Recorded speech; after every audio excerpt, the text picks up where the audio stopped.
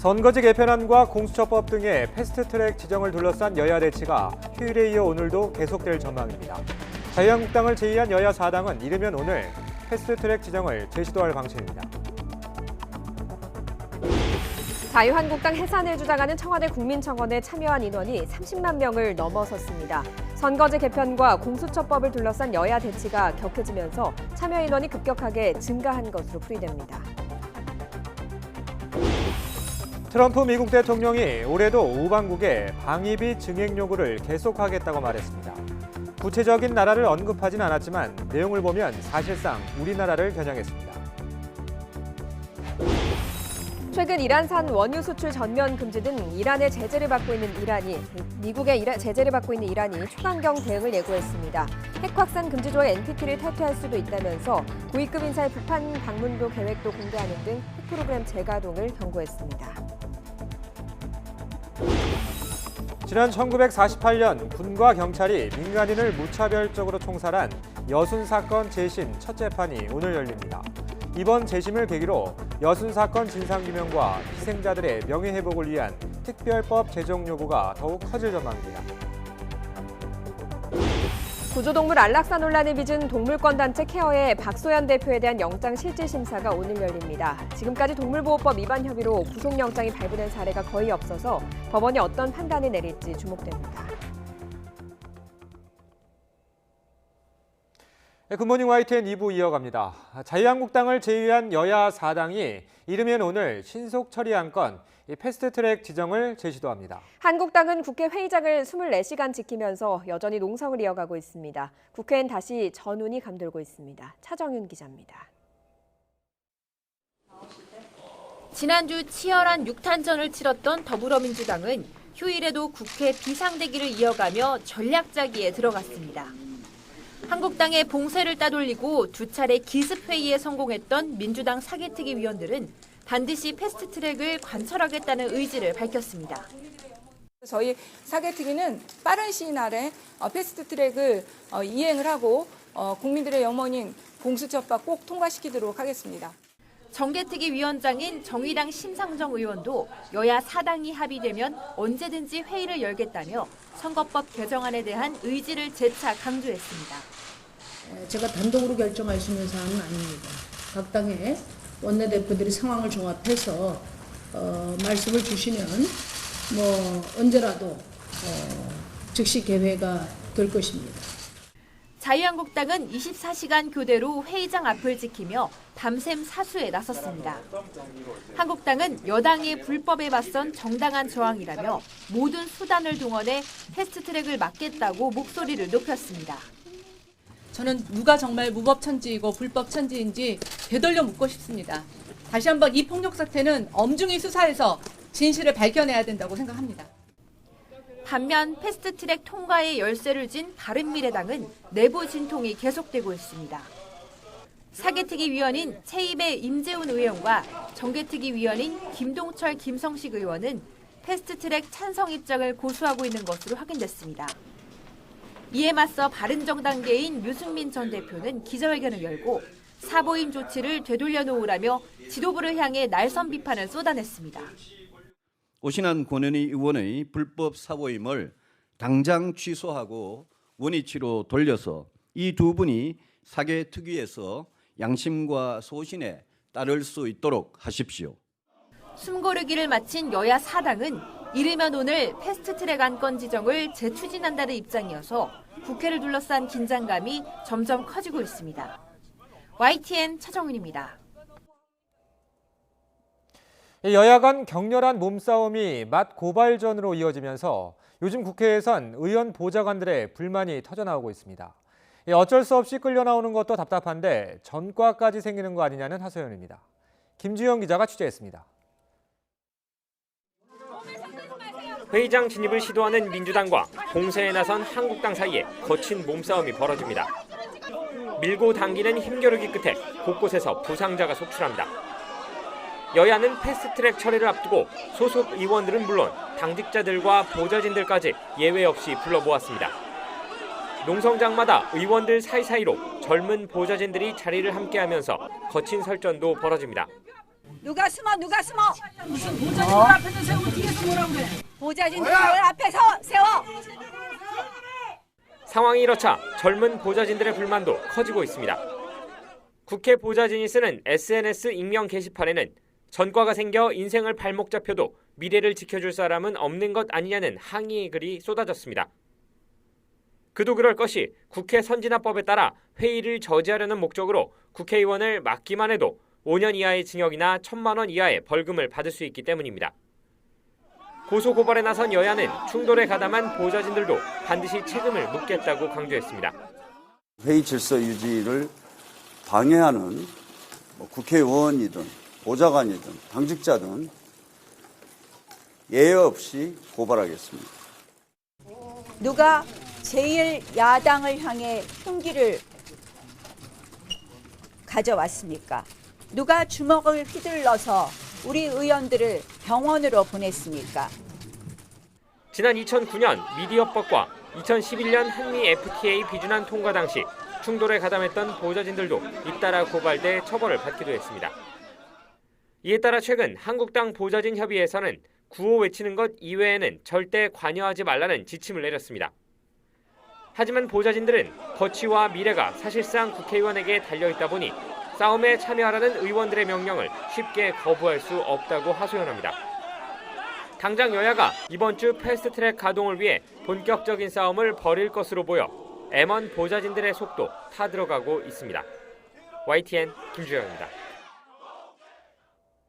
자유한국당의 정당 해산을 주장하는 청와대 국민청원에 참여한 인원이 30만 명을 돌파했습니다.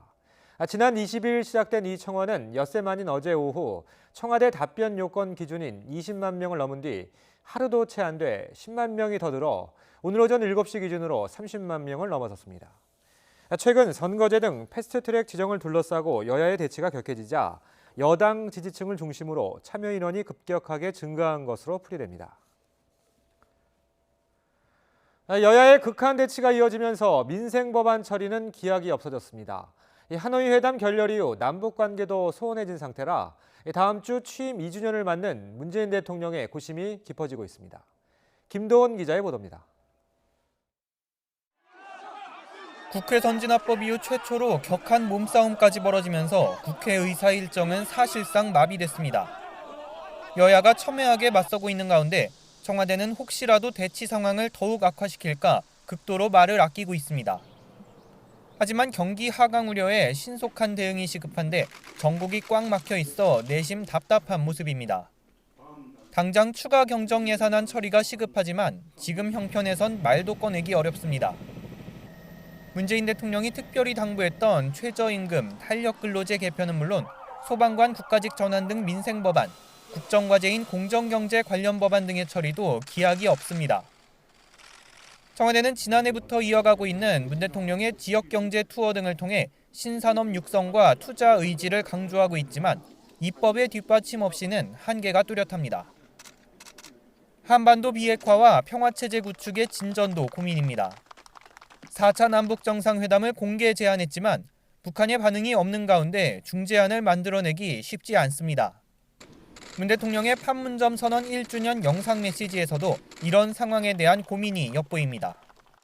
때로는 만나게 되는 난간 앞에서 잠시 숨을 고르며 함께 길을 찾아야 합니다. 이런 가운데 문 대통령은 다음 주 취임 2주년을 맞아 독일 유력 일간지에 한반도 평화 프로세스와 관련한 글을 실을 예정입니다. 교착 상태가 계속되는 가운데 기고문에서 비핵화와 남북관계 진전을 위해 어떤 방안이 제시될지 관심입니다.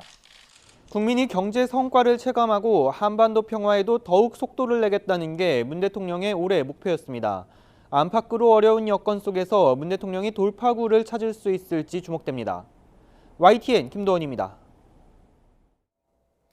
문재인 대통령의 국정수행 지지율이 6주 연속 보합세를 보였습니다.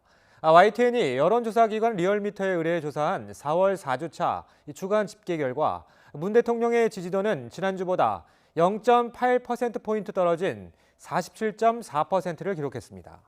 못하고 있다는 대답은 2.3%포인트 오른 48.4%로 긍정 부정 평가가 오차 범위 내에서 팽팽하게 엇갈렸습니다. 정당 지지도는 패스트트랙 지정을 둘러싸고 극한 대치가 이어지고 있는 가운데 모든 정당의 지지율이 오차 범위 내이긴 하지만 조금씩 올랐습니다.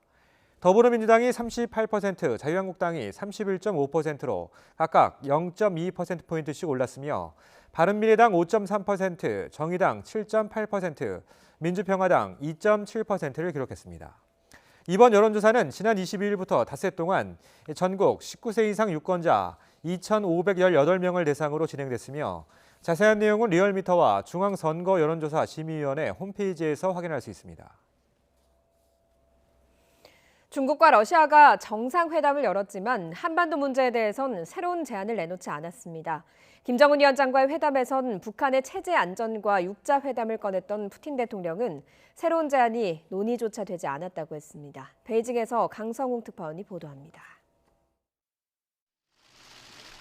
지난 26일 베이징에서 만난 시진핑 중국 국가주석과 블라디미르 푸틴 러시아 대통령. 한반도 비핵화에 대한 공동의 입장 표명 가능성이 제기됐지만 아무런 발표도 없이 끝났습니다. 푸틴 대통령은 두 정상이 새로운 제안을 논의하지 않았고 그럴 시기도 아니라며 선을 그었습니다. Но никаких новых планов мы не обсуждали, потому что они не нужны сейчас. Нужно исполнять то, о чем мы договорились. Мы это делаем. 2017년에 양국이 합의한 이른바 쌍중단과 쌍궤 병행 원칙으로 충분하다는 게 중러의 현재 입장입니다. 푸틴 대통령이 직접 꺼내든 북한의 체제 안전과 육자 회담도 얘기는 나왔지만 결론은 없었습니다. И сейчас было именно это. Я проинформировал председателя Си Цзиньпиня по этим вопросам в ходе переговоров. Мы обменялись мнениями о ситуации на Корейском полуострове. 중국과 러시아의 이런 자세는 대북 압박에 나선 미국에 정면으로 맞서지는 않겠다는 표시로 보입니다. 미국과의 협상이 난관에 부딪히자 중러의 기대를 걸었던 북한으로서는 실망스러운 결과일 수도 있습니다. 그만큼 북한의 선택지가 좁아지고 있다는 분석도 가능합니다. 베이징에서 YTN 강성웅입니다. 존 볼턴 미 백악관 국가안보보좌관은 러시아가 제안한 육자 회담에 대해서 부정적인 견해를 밝혔습니다. 그러면서도 3차 북미 정상회담 가능성은 열어뒀습니다. 워싱턴에서 김희준 특파원이 보도합니다.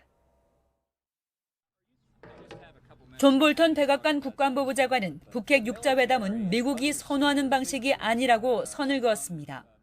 폭스뉴스 인터뷰에서 북한과의 협상에 다른 나라들을 배제하려는 것은 아니라면서 이같이 밝혔습니다. 이어 김정은 위원장이 지금까지는 미국과 1대1 접촉을 원했고 그렇게 해왔다면서 트럼프 대통령도 3차 북미 정상회담을 기대하고 있다고 말했습니다. 또 트럼프 대통령은 김 위원장과의 관계가 좋고 과거 육자회담은 실패했음을 강조해왔다고 부연했습니다. 앞서 북러 정상회담에서 푸틴 대통령이 제안한 북핵 다자 협의 틀을 일축한 겁니다.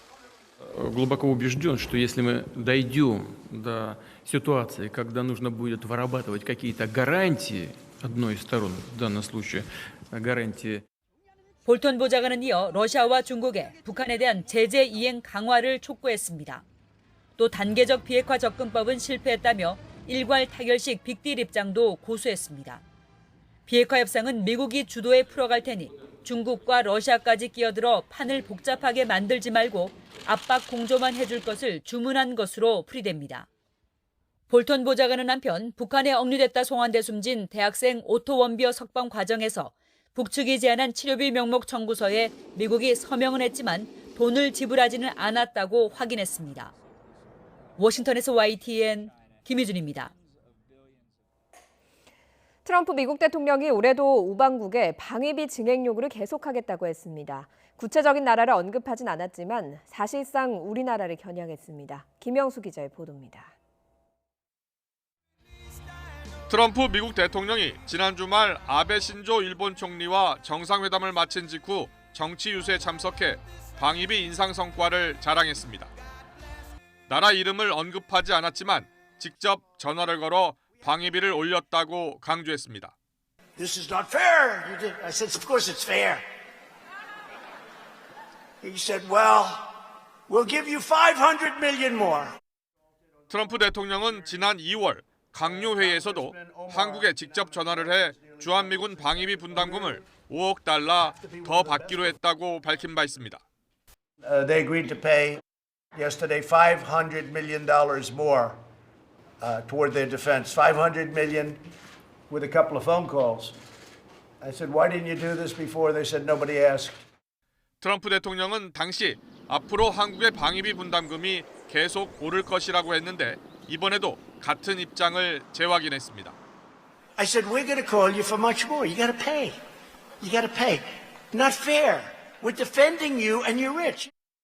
하지만 트럼프 대통령이 언급한 5억 달러 인상 여부는 확인되지 않았고 과장됐다는 분석입니다. 한미는 올해 초 공식적으로 8.2% 인상한 1조 389억 원에 합의했으며 내년도 분담금 인상 협상을 앞두고 있습니다. YTN 김영수입니다. 제재의 고삐를 죄는 미국에 대해서 이란도 초강경 대응을 예고했습니다. 핵 확산 금지 조약 NPT를 탈퇴할 수 있다면서 고위급 인사의 북한 방문 계획도 공개했습니다. 핵 프로그램을 재가동할 수 있다는 경고로 풀이됩니다. 이종수 기자입니다. 모하마드 자바드 자리프 이란 외무장관이 이란 국영방송과 인터뷰에서 미국의 압박에 대응해 핵 확산 금지 조약 NPT를 탈퇴할 수 있다고 경고했습니다. 이란의 NPT 탈퇴는 국제원자력기구 IAEA의 사찰을 거부하고 핵 프로그램을 다시 가동하겠다는 의미로 해석됩니다. 자리프 장관은 또 북한을 곧 방문하려고 준비 중이고 시점은 곧 발표될 것이라고 말했습니다. 북한과 이란은 오랜 우방 관계로 서방은 양측이 탄도미사일과 핵무기를 공동 개발한다는 의혹을 제기했습니다. 리용호 북한 외무상은 지난해 8월 미국이 이란에 대한 제재를 시작한 날 이란을 방문해 양국의 우위를 다졌습니다. 자리프 장관은 앞서 미국의 이란에 대한 적대 정책을 강하게 비판하면서 존 볼턴 백악관 국가안보회의 보좌관이 이란의 정권 교체를 원한다고 비난했습니다. Well, I've talked about the B team, which includes people who have publicly said that they were behind some of the decisions. We've seen Ambassador Bolton pushing for certain policies. 이런 가운데 이란 정예군 혁명수비대가 걸프 해역을 항해하는 미군 항공모함을 감시용 드론으로 촬영한 영상을 공개하고 미군 군함 움직임을 밀착 감시한다는 방증이라고 주장했습니다. 이 영상에는 항공모함을 촬영했다는 드론 아바빌3 모습과 바다를 항해하는 호위함, 항공모함을 여러 배율로 찍은 장면이 담겼습니다. 이에 대해 미군은 영상에 나오는 항공모함은 아이젠하워로 미군과 우방은 호르무즈 해협을 배가 자유롭게 지날 수 있도록 임무를 다하고 있다고 말했습니다. 이란은 미국이 지난 8일 혁명수비대를 테러 조직으로 지정한 데 이어 이란산 원유 수출을 전면 제재한다고 발표하자 원유 수송로인 호르무즈 해협을 봉쇄할 수 있다고 경고했습니다. YTN 이종수입니다. 우리나라와 미국, 중국 등 8개 나라 해군 함정과 항공기가 참가하는 연합 해상훈련이 오늘부터 다음 달 2일까지 부산 일대에서 진행됩니다. 이번 훈련은 아세안 확대 국방장관회의 결정에 따라서 우리 정부와 싱가포르 해군 당국이 공동으로 진행하는 훈련 가운데 일부 순서로 민간 선박 피랍 등 국제 해양 범죄에 공동으로 대응하기 위한 훈련을 진행합니다. 이번 훈련에 한국과 중국, 필리핀은 함정과 항공기를 파견하고 미국은 항공기, 나머지 국가는 함정이 참가하며 우리 해군이 주관하는 일부 훈련에 일본은 불참하겠다고 했습니다.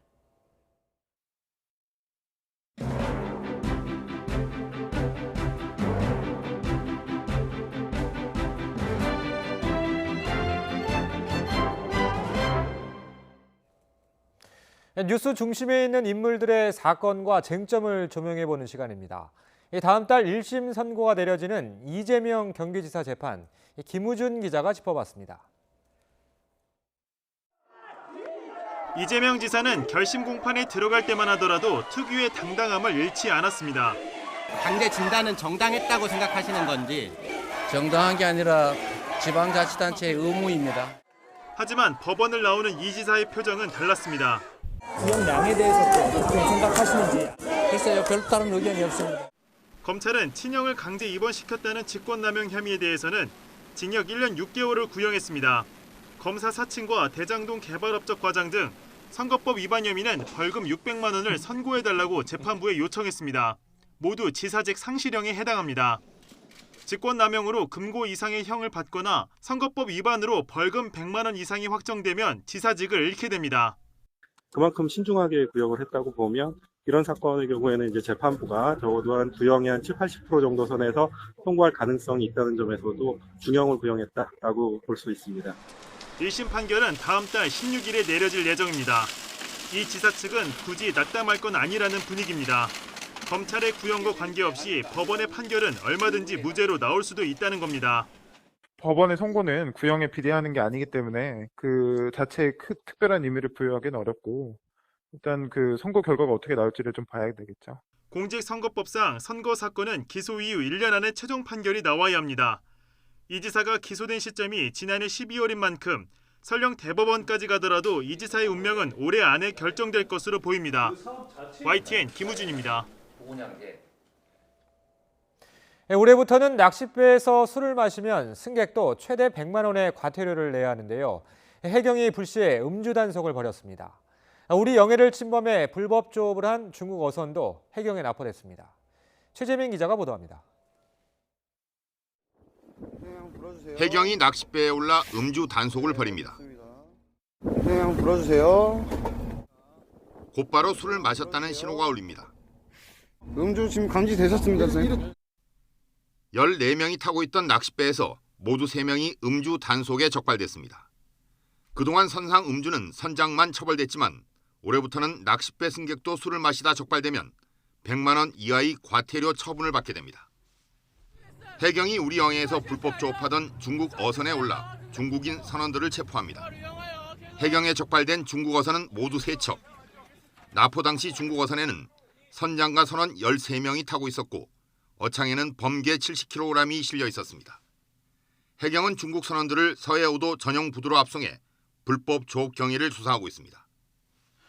여수 오천 산업단지에 있는 사료 공장이 붉은 화염에 입사했습니다.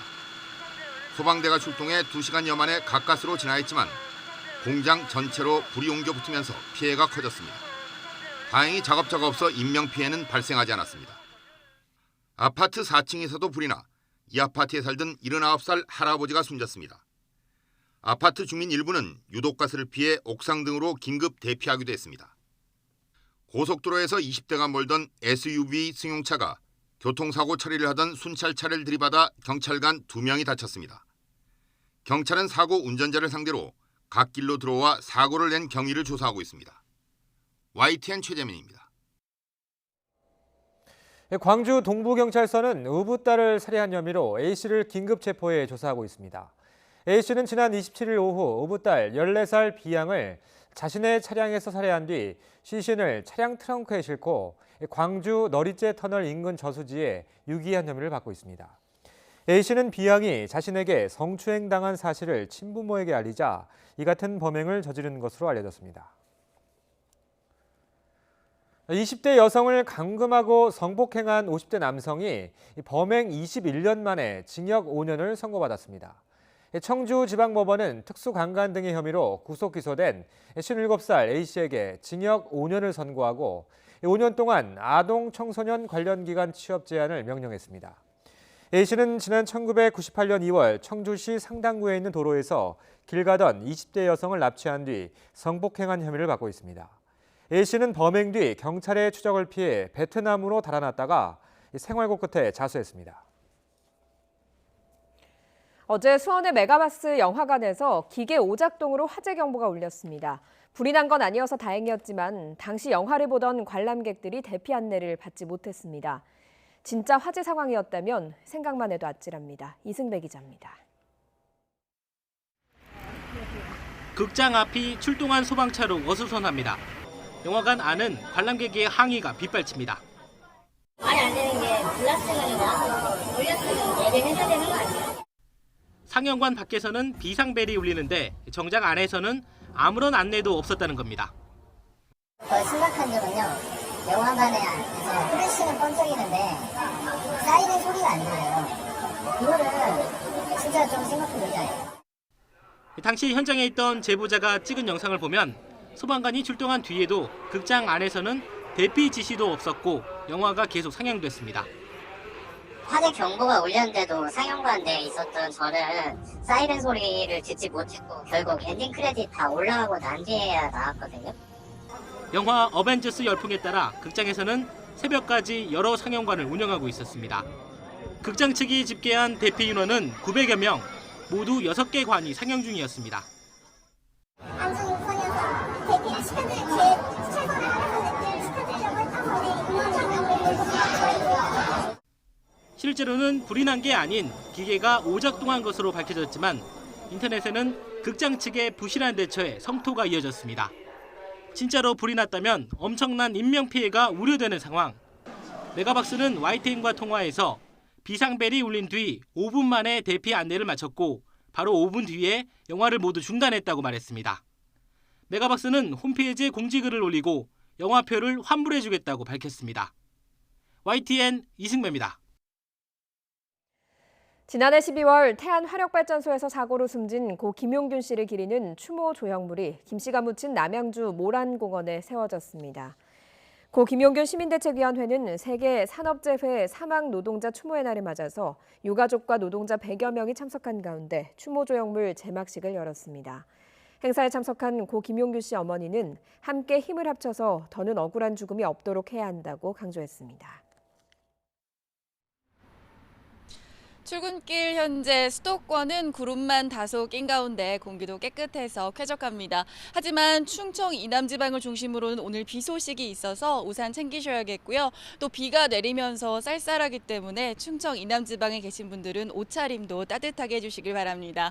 현재 서울 기온은 8.9도로 어제 같은 시각보다 2도가량 낮은데요. 낮 기온은 19도까지 올라서 어제보다 3도가량 높아 포근하겠습니다.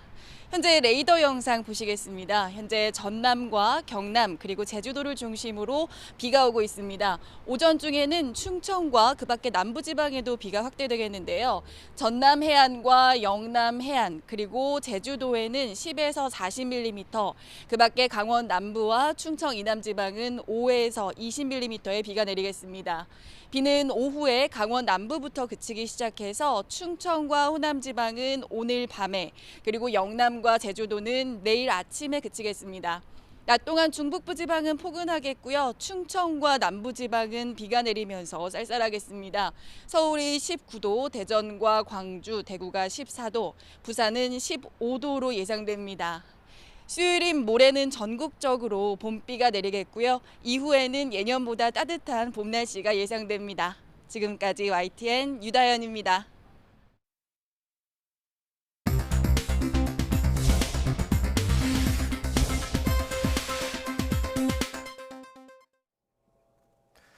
이 시각 보도국입니다. 구조동물 안락사 논란을 빚은 동물권 단체 케어 박수현 대표의 구속 여부가 이르면 오늘 결정됩니다.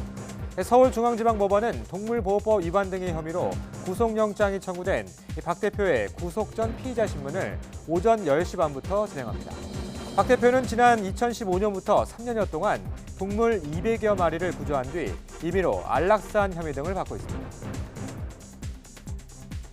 삼성 바이오로직스의 분식회계 의혹과 관련된 증거를 없앤 혐의를 받는 자회사 임직원들의 구속 여부도 이르면 오늘 결정됩니다. 서울중앙지방법원은 삼성 바이오에피스 상무 양모 씨와 부장 이모 씨의 영장 실질 심사를 오늘 오전 10시 반에 진행합니다. 지난 1948년 군과 경찰이 민간인을 무차별적으로 체포해 총살한 여순 사건 재심 첫 재판이 오늘 열립니다. 오늘 오후 2시 광주지방법원 순천지원에서는 내란과 국권문란죄로 군경에 체포된 뒤 총살당한 고 장한봉 씨 등 3명의 유족인의 재심이 시작됩니다. 미세먼지 문제 해결을 위한 대통령 직속 국가기후 환경회의가 오늘 오전 프레스센터에서 출범식을 갖고 공식 출범합니다. 국가기후 환경회의는 미세먼지 문제의 근본적인 해법과 이웃 국가와의 협력 방안을 마련하는 역할을 하게 되는데 미세먼지 농도가 높은 12월부터 5월 초 시기에 빠르고 효과적으로 대응할 방안을 우선 찾을 계획입니다. 이 시각 보도국이었습니다.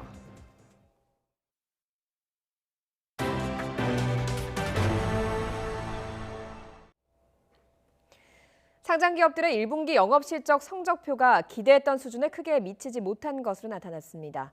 하반기 실적 반등도 쉽지 않을 것이란 전망이 우세합니다. 백종규 기자가 보도합니다. 지난해 우리 경제를 이끈 수출이 올해 들어 뚜렷한 감소세를 보였습니다. 이에 따라 기업들의 1분기 영업이익 성적표는 나쁨을 나타냈습니다. 1분기 실적 발표를 한 상장사 67곳의 영업이익은 지난해 같은 기간보다 41.5%나 감소했습니다. 주력 수출 산업의 부진이 뚜렷했습니다. 반도체 수요 둔화와 가격 하락으로 시가총액 1위 기업인 삼성전자도 충격적인 성적표를 받아들었습니다. 1분기 영업이익은 6조 2천억 원으로 지난해 같은 기간과 비교하면 60.4%나 감소했습니다. SK하이닉스 영업이익도 68.7% 뚝 떨어졌습니다.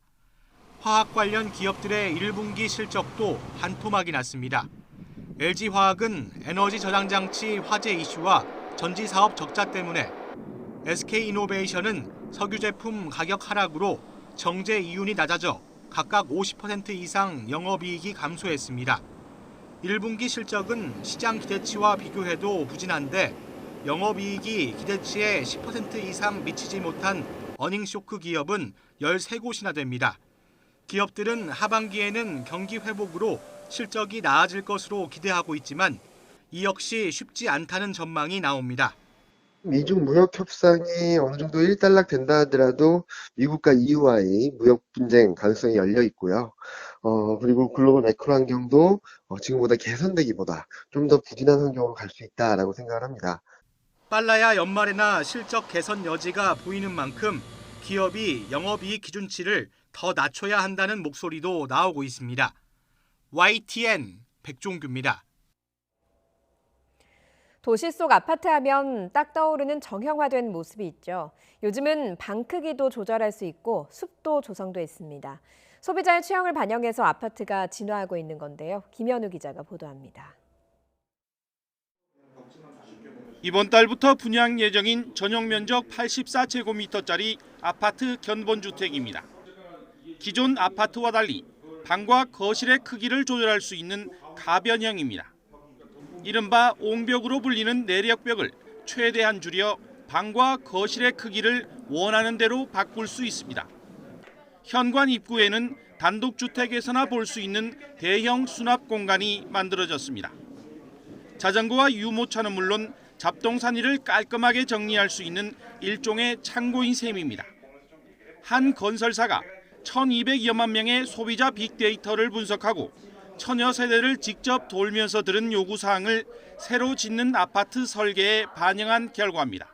고객들이 소비자가 취향에 맞게 오히려 나의 집은 이런 게 꾸미고 싶다는 대로 원할 수 있게 가변을 극대화시킨 것들이 가장 큰 특징이 될 수 있겠습니다. 경기도 김포에 자리 잡은 한 대규모 아파트 단지는 동과 동 사이에 숲을 옮겨놓았습니다. 제주도에서 공수한 팽나무가 도심 속 자연을 연출하고 주민들은 텃밭을 가꿉니다. 단지 주변에는 벚꽃이 만개해 장관을 이루고 아이들은 작은 연못에서 물놀이를 즐깁니다. 건강과 웰빙 붐을 타고 아파트 공간 배치도 딱딱하고 틀에 박힌 이른바 성냥갑 디자인에서 벗어나고 있습니다. 굳이 멀리 나가지 않아도 단지 내에서 공원에 온 기분이 항상 들고 있고, 그 다음에 저희들 숲이 좋아서 어린이들이 그늘에서 마음껏 뛰어놀 수 있어서 좋습니다. 과거 공급자 위주의 틀에 박힌 아파트 디자인이 최근에는 소비자 중심의 삶의 질을 앞세우는 트렌드로 빠르게 변화하고 있습니다.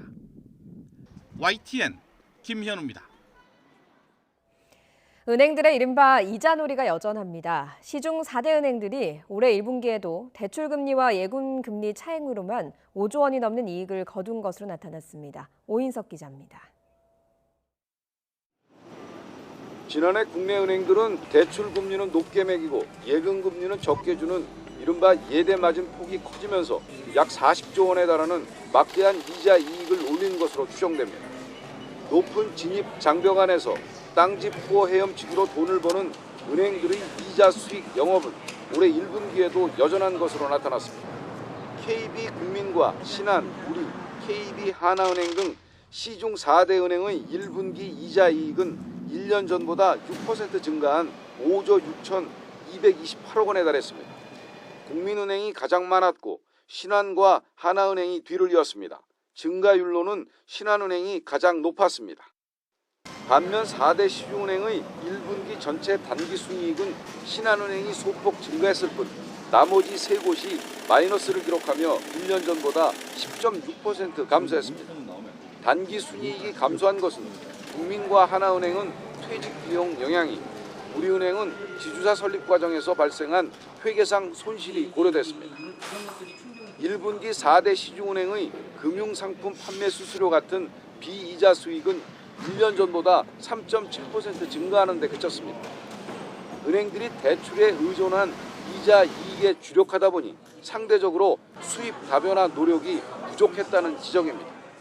시중은행들의 비이자 수익 비중이 매우 낮은데요. 이 부분을 해결하기 위해서 은행들이 다양한 노력을 해야 된다고 보고요. 그리고 감독당국도 이러한 노력을 뒷받침하기 위한 규제 완화 같은 방법을 많이 좀 강구해야 된다고 생각합니다. 이자 이익에 의존한 은행들의 잔치가 계속될 수 있을지 미지수라는 지적도 나오고 있습니다. 정부의 가계대출 억제 정책과 경기 부진 등의 영향으로 은행들이 예전처럼 손쉽게 수익을 올리기는 쉽지 않을 것이라는 전망입니다. YTN 오인석입니다. 서울시가 유흥 단란주점의 소방시설을 점검한 결과 단속 대상 10곳 중 6곳 이상이 관련 법규를 제대로 지키지 않은 것으로 드러났습니다. 서울시 소방재난본부는 지난 25일 밤 119 기동 단속팀을 투입해서 유흥 단란주점 46곳을 불시 단속한 결과 65%인 30곳에서 소방법 위반 63건을 적발했다고 밝혔습니다. 소방재난본부는 지난 19일까지 계도 기간을 끝내고 25일 119 기동 단속팀을 처음으로 투입했습니다. 오는 7월 개막하는 광주 세계 수영 선수권 대회의 막바지 준비가 한창입니다. 대회 성공을 기원하고 홍보하기 위한 콘서트가 열렸는데요. 방탄소년단이 왔습니다. 뜨거웠던 현장 김범환 기자가 취재했습니다. 광주 세계 수영 선수권 대회는 이미 유니폼이 공개된 데 이어 선수촌도 준공을 앞두고 있습니다. 광주 시민과 온 국민이 하나가 되고 남과 북이 하나가 되고 전 세계인이 하나가 되는 평화의 물결이 넘실대는 최고의 대회를 만들겠습니다. 올해 우리나라에서 열리는 유일한 국제 메가 스포츠 행사인 수영대회의 성공을 기원하는 콘서트가 열렸습니다. K-팝이 세계적 수준임을 증명하며 새로운 역사를 써가고 있는 방탄소년단 노래를 그대로 따라하는 한류 팬들.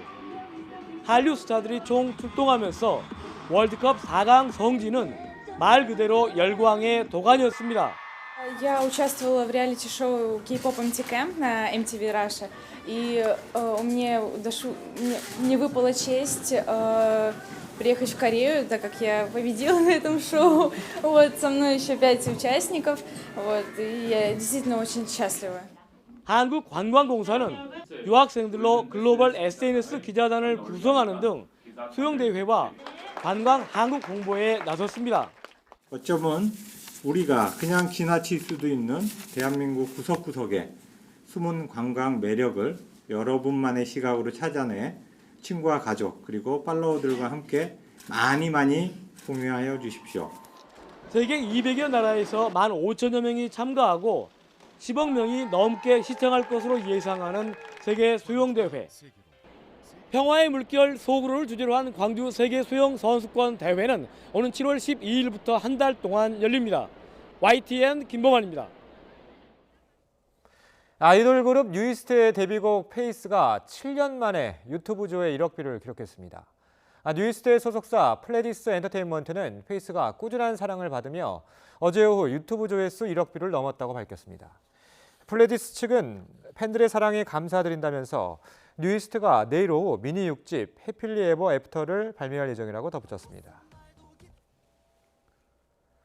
예술의 전당이 유소년을 위해 운영하던 어린이 예술단을 3년 만에 없애기로 했습니다. 예술의 전당 측은 예산 확보가 어려웠다며 연주할 곳을 마련하기도 쉽지 않아 다음 달 4일 공연을 끝으로 운영을 접는다고 설명했습니다. 어린이 예술단은 국악과 기악, 합창 분야에서 활동하는 초등학교 3에서 6학년 어린이 단원으로 구성한 단체로 2016년 12월부터 활동을 시작했습니다.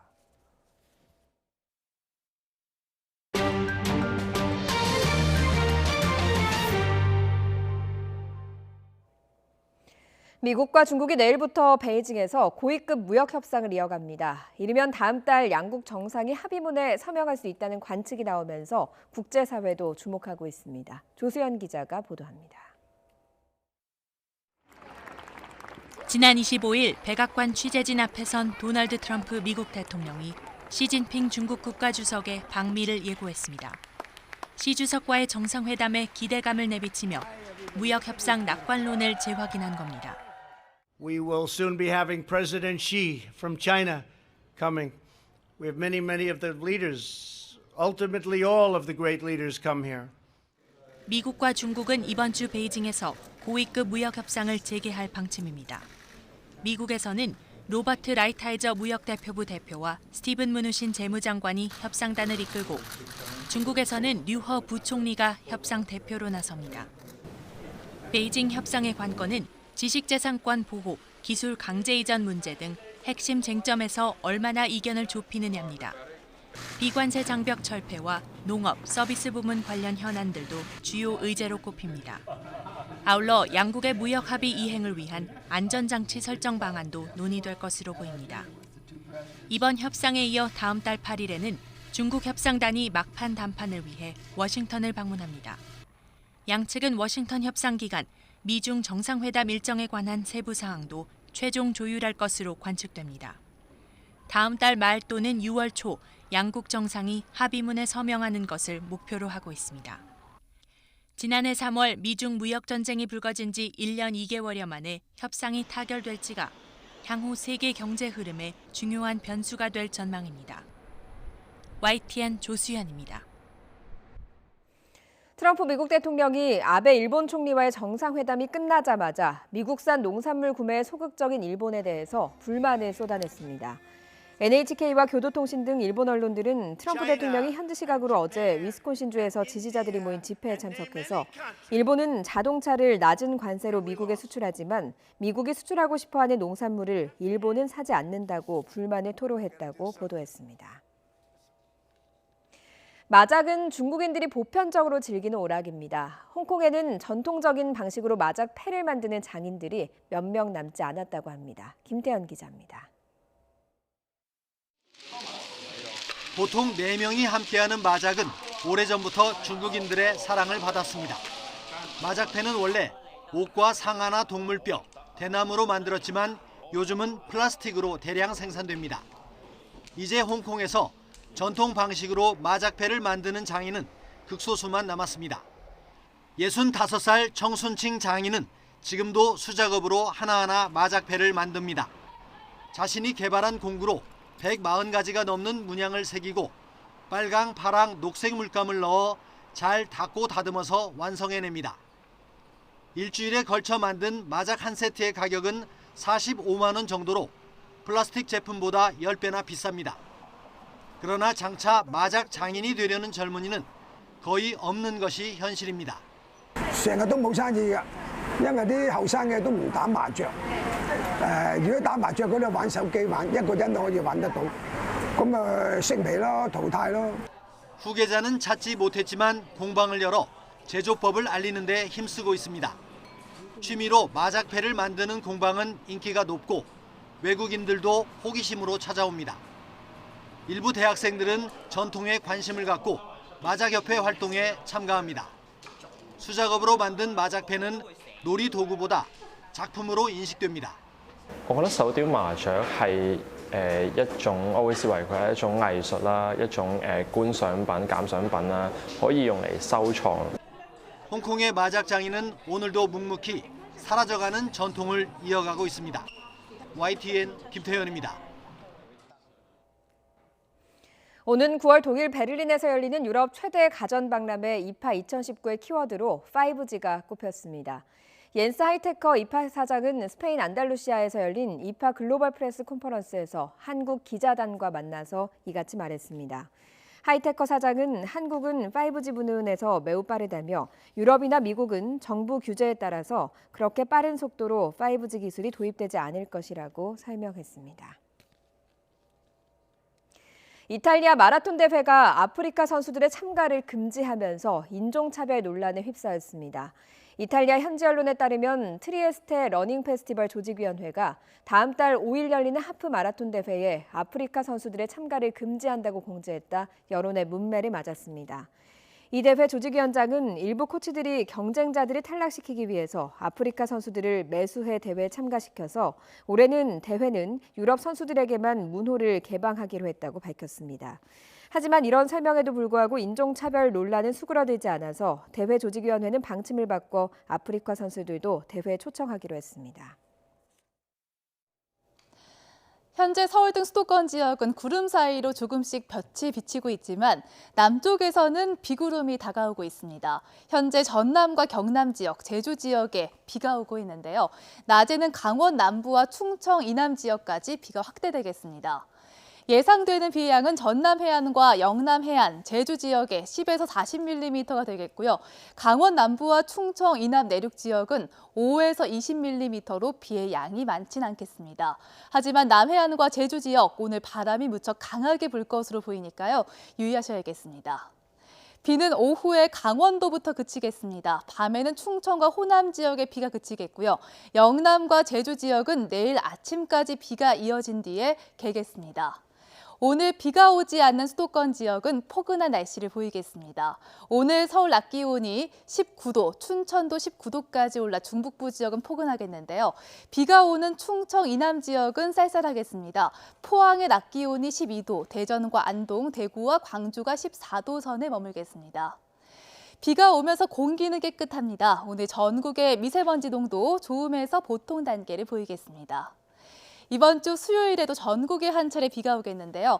이후 어린이날 연휴까지 맑은 날씨가 지속되겠습니다. 기온도 점점 올라서 연휴에 서울 낮 기온은 24도까지 올라 따뜻해지겠습니다.